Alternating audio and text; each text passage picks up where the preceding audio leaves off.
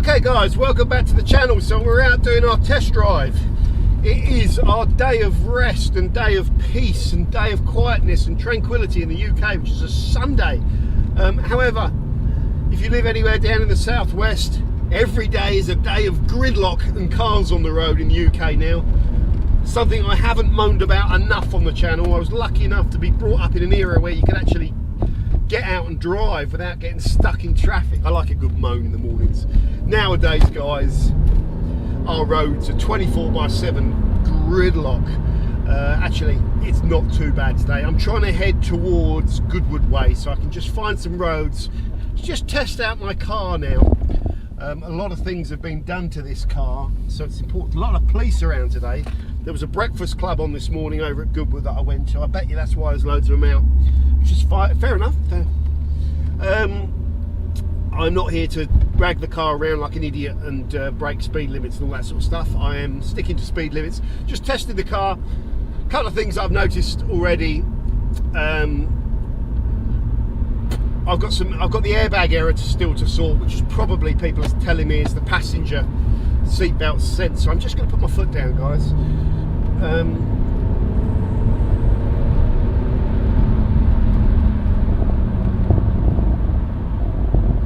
Shitting myself.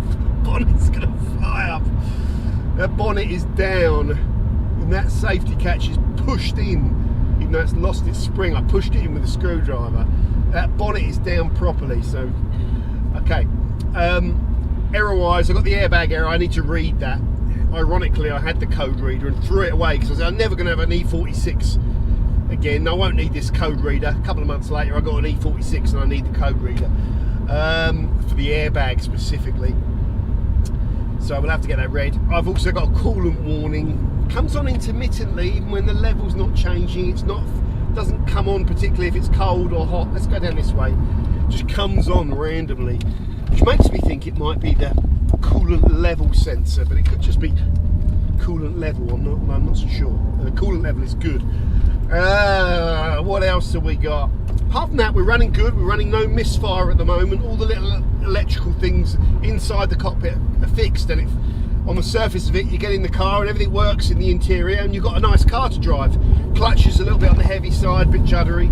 Steering's obviously a little bit heavier than my M140, but it's an old car.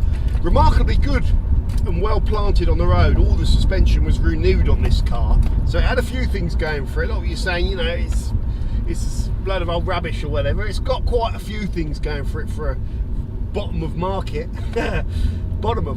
price car, cheap car.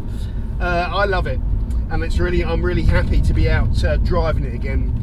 One thing I am not too happy about, I want to sort out, is I just want it running fresh rubber on tyres that I understand and know a bit better. I don't like having these two Goodrich tyres and these two Sumo whatever they are on the rears, even if they're good brands or whatever. I'm not familiar with them, and I'm not happy with the traction I've got at the moment, although, you know, it's not just based on today, but it's a horrible greasy day.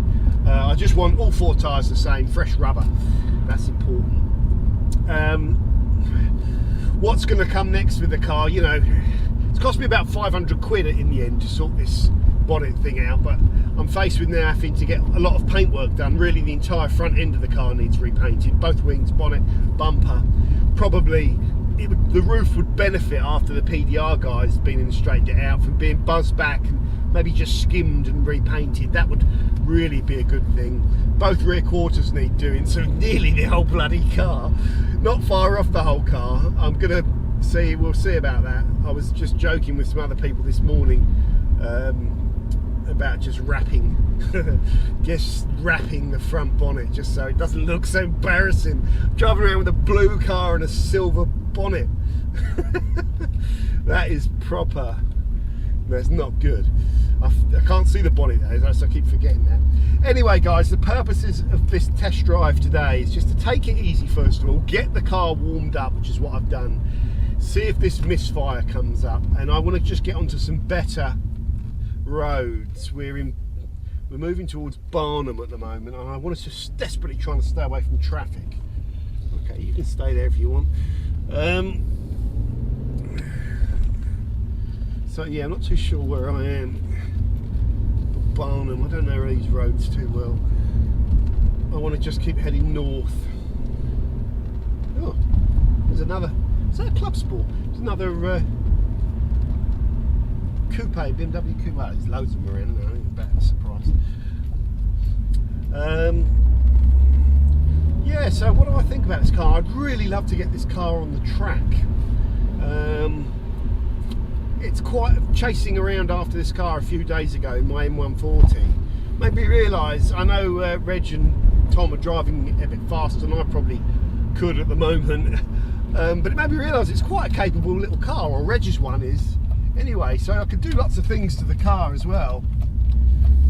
Perhaps some suspension upgrades and some brake. Well, I wouldn't even need to upgrade the brakes actually, just. But it could be quite an enjoyable track car. The one thing with Reg's is keeping his car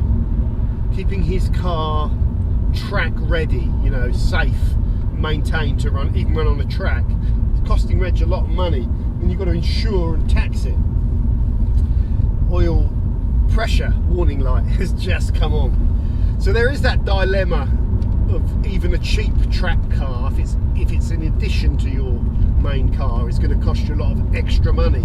If you weren't insuring and taxing that other car and putting tyres and brakes on it, it is probably just best to have one car. I think that's something that Mark said to me, and he's kind of right.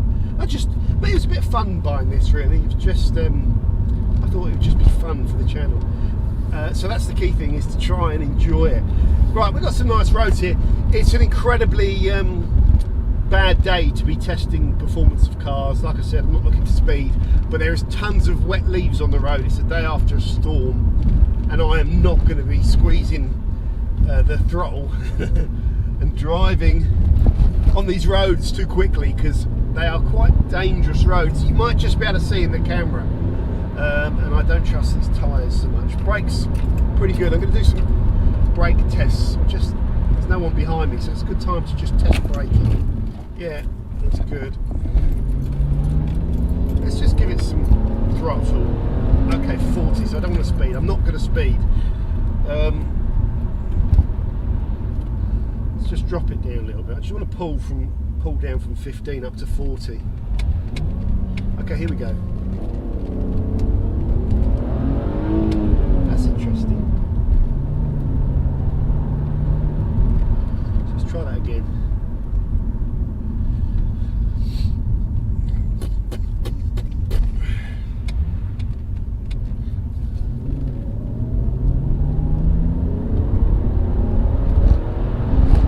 Yeah. Okay, good. Let's stay below the speed limit. Okay, so I'm going to poodle along, guys, and when we get out of the 40 zone, then we'll do some little test runs just to put it up to 60 to see if we're okay. Brakes are good, just that clutch is a little bit vague. Nothing really I can do about that. Other than that, so far so good. How long have we been going? About 15 minutes, something like that. Last time it started misfiring, it took about half an hour.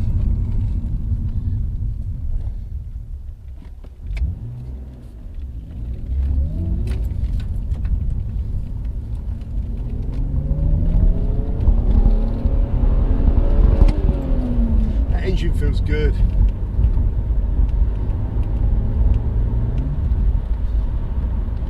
Just keep an eye on my speed. What is this? This is a 30, so nice and slow.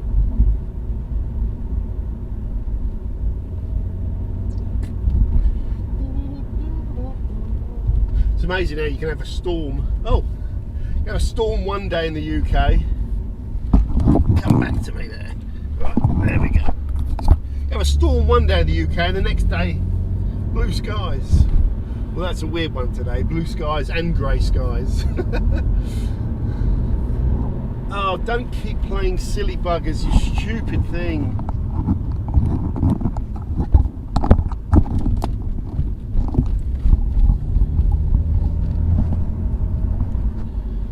Okay, hopefully you can see me, guys. This camera's gonna move around a little bit. Not much I can do about that. Right, we're coming up, I think, on the A27. We're going to cross over. Hopefully, where are we? Yes, it's the A27. Okay, great. We're going to be able to do a nice, really good pull on the car now. Perfect. So let's drop her down into second. Is there a... Yes, we... Oh, look at this. Lovely. Okay, let's floor it.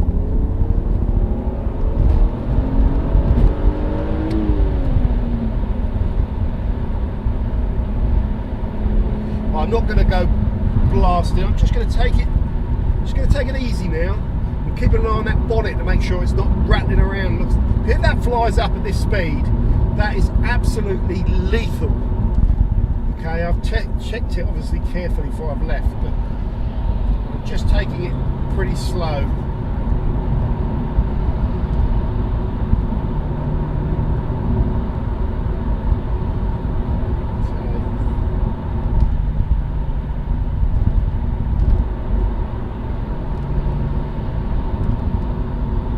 Do is just some nice pulls from out off the roundabout and get up to 60 or 70. Make sure everything on the car feels good, and then just do some little runs, get it up to temperature. Well, we're definitely up to temperature now. We're a bit low on gas and all. It's interesting. Sometimes when I push down on the clutch, my foot just catches on the footrest on the left and it stops me pushing the clutch down. Little design flaw there, I just thought I'd tell you about. Okay, let's go.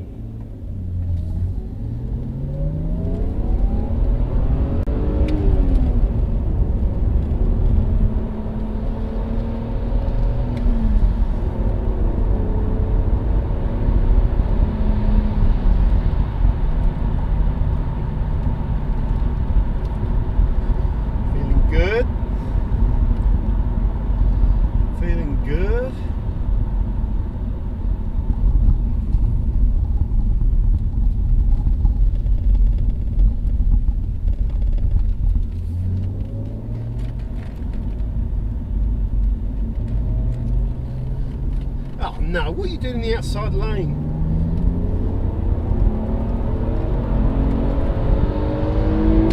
Nice. Okay, good.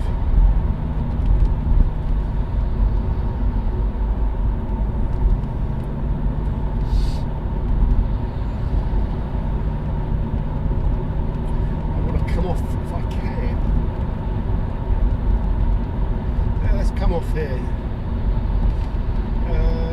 Actually, we'll go down to Boxgrove next junction. Fancy trying to get across this dual carriageway. Right. Bonnet is still locked down.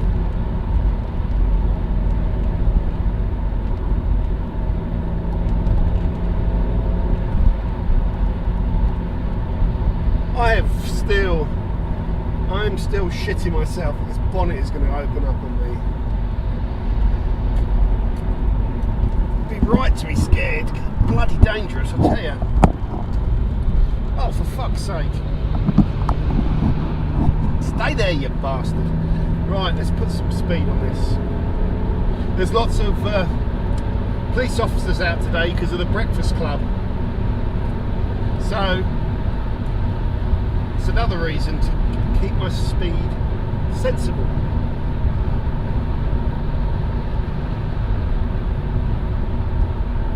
It's funny, after all that ragging it around on the track, you don't feel the need to speed when you're on the normal roads. So like, I'm kind of trying to get out of the way of anyone that wants to go faster.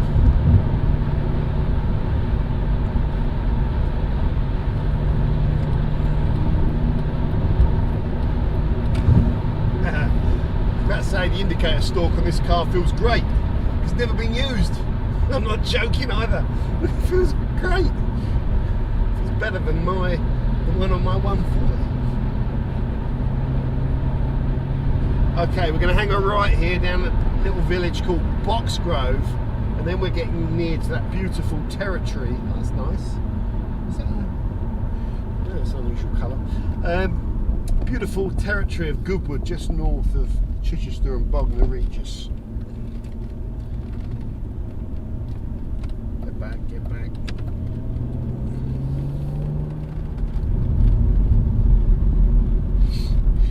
village here does not like people speeding through there, which is fair enough. They put dummies out that hold like things in the air to make them look like they're people, you know, filming you as you go through, to put people off from speeding, which is, you know, I suppose it's they're taking matters into their own hands. So there must be a problem with people dragging it through here, because it's a shortcut through to Goodwood, I guess. So I'm just sticking to the speed limit. Tell me in the comments, guys, if you're watching, what have you been up to? Been doing anything interesting? Been to any good car events? Looking to get any new cars? Any new detailing products that you like? Let me know in the comments. All that sort of stuff. I've got time while I'm driving to read the comments. Although by the time I've uploaded this, it'll probably be in the evening. Oh, for God's sakes, this fucking camera! That's it. Right, you're in. That's it. Oh dear. Right.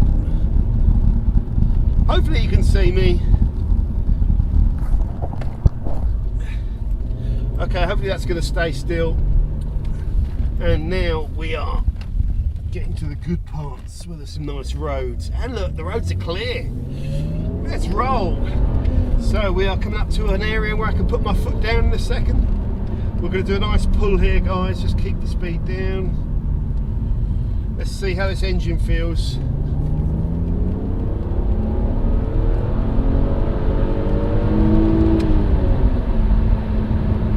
bit of wind noise for me. Oh yeah.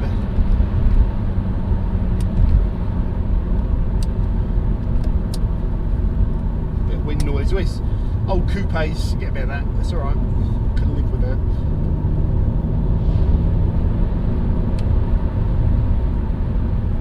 Up, up, up. Okay, okay. Here we go. There's a bit of lag. Nice. Really starts getting good, this car, when it gets above 4,000 revs, when you start feeling the power, which is nice. No turbo, no supercharger, just a nice big 6-cylinder engine. It's a great engine in this car, actually. It feels like quite a fast car. It's not. It doesn't have the power that the M140 has. Obviously, it doesn't have that power lower down in the rev range. But that's kind of nice. These old engines are lovely. I think it's at the S54 in the M3. I think this is the M54, isn't it? And the S54 is in the M3. That engine is just beautiful. Right, it's a lovely road here. You'll often see me, whenever I'm doing stuff in cars, come down this road here. This road, let's go. Where's the traction control? We'll leave it on. This is a skiddy day. Nice, car's feeling good.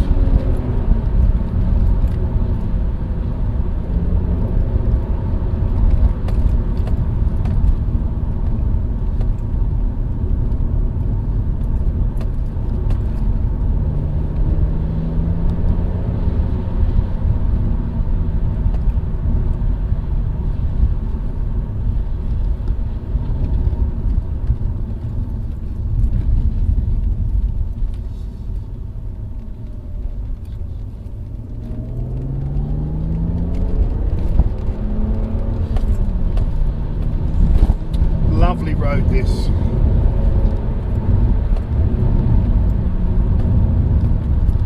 And we are sticking to the speed limits, guys.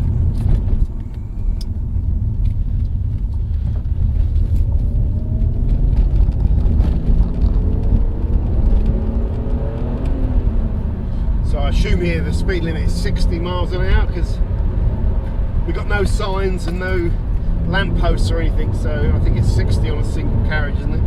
You tell me. No, we're nowhere near that. I'm just going to enjoy the car for a second.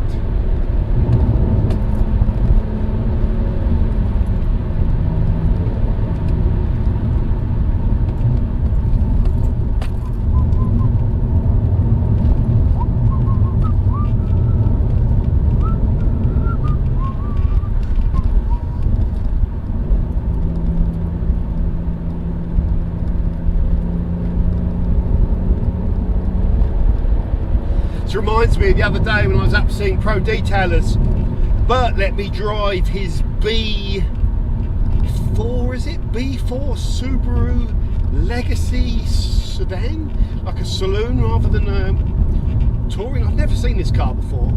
And Bert's car, I tell you, I mean, it's got its flaws. It's the same generation as this. It's got all sorts of little niggles that he's working on, trying to get sorted out, just like this.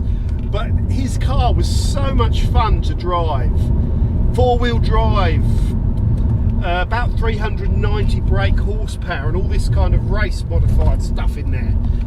And his car was very complicated, like the engineering in it was kind of epic. But it was just a really great, fun car to drive, that Subaru. It's like this. I get the same sort of feeling with this. It's not as powerful. It doesn't have the 4-wheel drive, but it's not too dissimilar. But those Subarus are pretty good as well, I tell you. Might be something to think about next. Bert's one, I quite like the look of it. Look different. I'm not a massive fan of how some of the Subarus look on the exterior and the interior. You know, it's just something about the styling which doesn't do it for me. But I kind of really appreciate the cars and how they drive, and I think owning one could be a lot of fun. So that's something I might think about next. Although I love my BMWs. I'm going to go left, guys, because you'll recognise this more. This is a dangerous corner here. Let's give it some. Just get around the corner. That's it now. Let's open up a bit. That's where the car's happy. Back feels quite planted considering it's greasy. The traction control isn't kicking in, so that's nice. You start learning about the car now when you just get a chance to drive it. You really learn about it when you put it around a track, don't you? You start building a little bit of confidence in the car, although, oh, look at that, lots of cars over there. It's nice. That's where we shot the some of the photos for the BMW car magazine that I did a while back, which was great. There's some great roads around here for driving. Oi. You always got to respect kind of the fact there's walkers and there's people out on, you know, you've got to respect the roads, I think, as well. It can, you know, you can blast around here quite quickly, but it's just, in this car, it's not worth doing. It's kind of like a confidence building exercise for me today, to learn where the car's at, what faults are remaining, and you know, learn a little bit about the car and how it actually drives.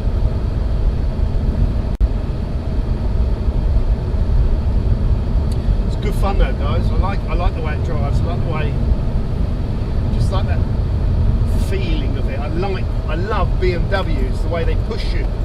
They push you from behind, and was it someone at Munich Legends was telling me about these BMWs,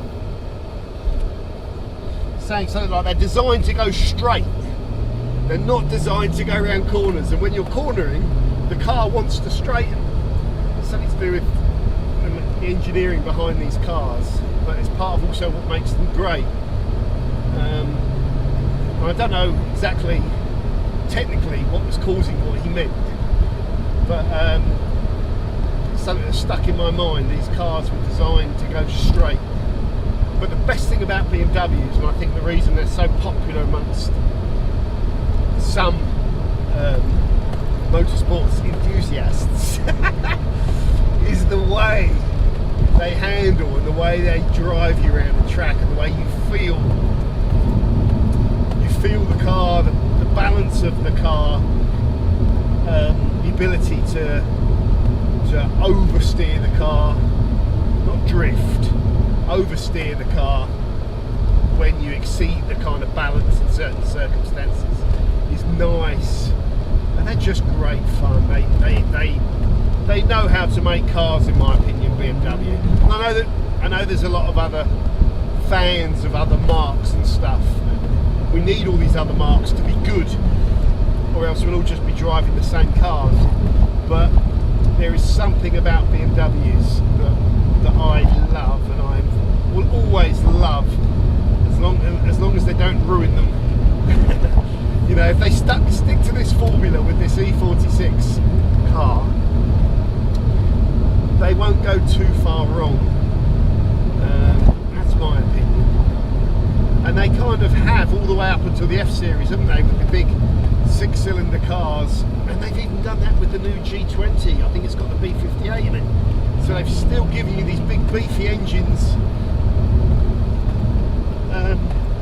So yeah, right, we're coming back round to Goodwood, guys. So I was here earlier on. I'm gonna go.